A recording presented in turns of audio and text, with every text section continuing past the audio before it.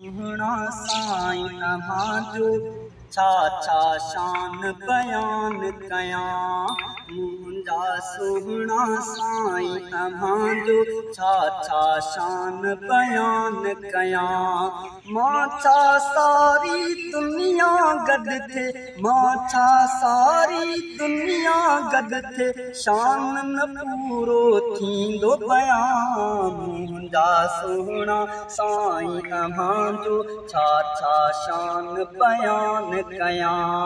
मुंहिंजा सुहिणा साईं तव्हांजो छा छा शान बयान कयां। मां छा सारी दुनिया गॾु थे, शान न पूरो थींदो बयां। मुंहिंजा सुहिणा साईं तव्हांजो छा छा शान बयान कयां। रब जा आहियो रसूल अव्हां ऐं रब जा आहियो हबीब अव्हां। फर्श खां अर्श ते पहुची साईं रब जे थिया हो क़रीब अव्हां। फर्श खां अर्श ते पहुची साईं रब जे थिया हो क़रीब अव्हां। रुकजी वियो जिब्राईल बिदग में, रुकजी वियो जिब्राईल बिदग में, छा मां अव्हांजो मक़ाम लिखां। मुंहिंजा सुहिणा साईं अव्हांजो छा छा शान बयान कयां। मुंहिंजा सुहिणा साईं अव्हांजो छा छा शान बयान कयां। साईं अव्हांजे विलादत खां अॻु शान अव्हांजो ॿुधायो ख़ुदा। पहिरें किताबनि में बि प्यारा शान अव्हांजो लिखायो ख़ुदा। साईं अव्हांजे विलादत खां अॻु शान अव्हांजो ॿुधायो ख़ुदा। पहिरें किताबनि में बि प्यारा शान अव्हांजो लिखायो ख़ुदा।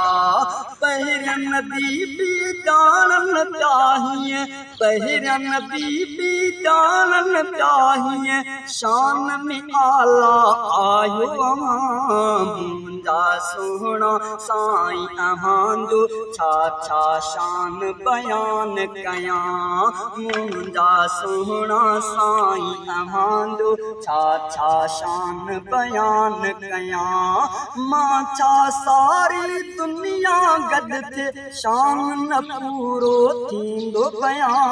मुंहिंजा सुहिणा साईं अव्हांजो छा छा शान बयान कयां। जेको अव्हां ते नाज़िल थियो क़ुर्आन में पियो थो साराए। वरफ़ा नालक ज़िक्र काथे काथे वज़ोहा आहे। जेको अव्हां ते नाज़िल थियो क़ुर्आन में पियो थो साराए। वरफ़ा नालक ज़िक्र काथे काथे वज़ोहा आहे।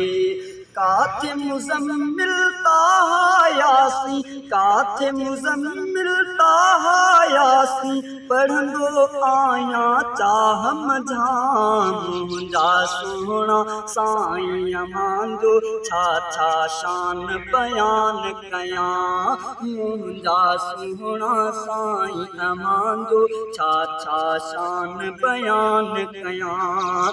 शहज़ादो मीराणी जेसीं ताईं ज़िंदह आहे मिठा, लिखंदो रहंदो शान अव्हांजो इश्क मुहबत साण सदा। शहज़ादो मीराणी जेसीं ताईं ज़िंदह आहे मिठा, लिखंदो रहंदो शान अव्हांजो इश्क मुहबत साण सदा। सिक सां पढ़ी सलवात अव्हां ते, नालो पयो मां चाह सां चुमां। मुंहिंजा सुहिणा साईं अव्हांजो छा छा शान बयान कयां। मां छा सारी दुनिया गॾु थे, शान न पूरो थींदो बयां। मुंहिंजा सुहिणा साईं अव्हांजो छा छा शान बयान